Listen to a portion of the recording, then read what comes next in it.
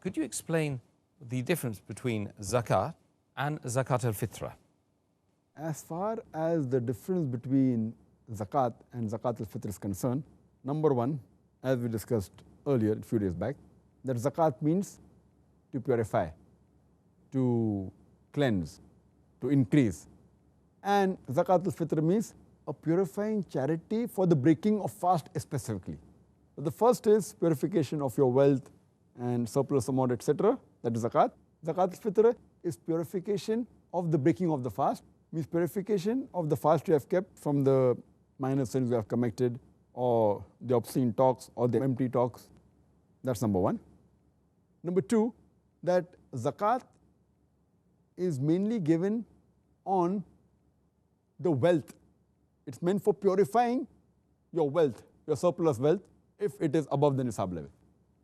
As far as Zakat al-Fitr is concerned, it is meant for purification of your fast from empty talks, from obscene talks, all the minor sins that you might have done in the month of Ramadan while fasting. So it purifies that. Number three, Zakat should be given by every Muslim who has a surplus wealth above the nisab level.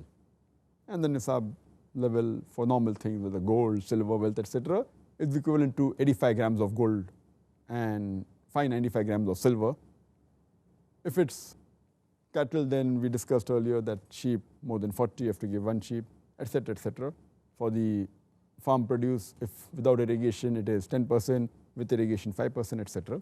So basically, it should be given by those people who are sahib nisab, who have extra wealth, surplus wealth. As far as Zakat al-Fitr is concerned, every Muslim, whether slave or free, young or old, man or woman, should give Zakat al-Fitr unless he is very poor or miskeen or doesn't have the provision.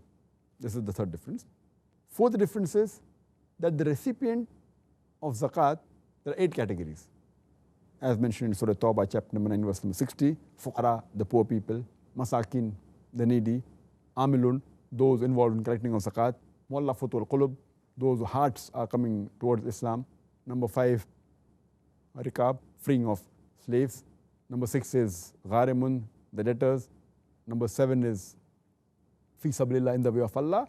And the 8th is Ibn Sabil, the wayfarer. These are the 8 categories who can receive Zakat. As far as the recipient of Zakat al-Fitr is concerned, mentioned hadith of Sunan Abu Dawud, volume number 2, book of Zakat, hadith number 1605, it should be given to the poor people.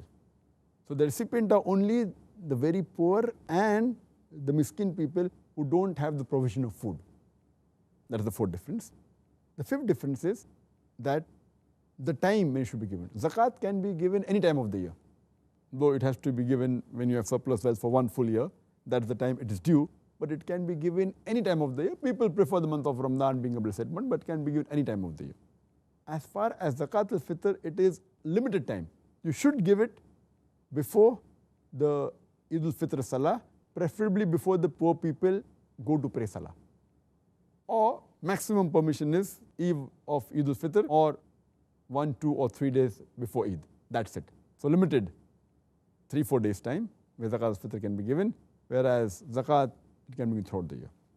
And the last difference is, as far as Zakat al-Fitr is concerned, it should be given in the form of food that we mentioned: rice, wheat, barley, raisin, dates, etc.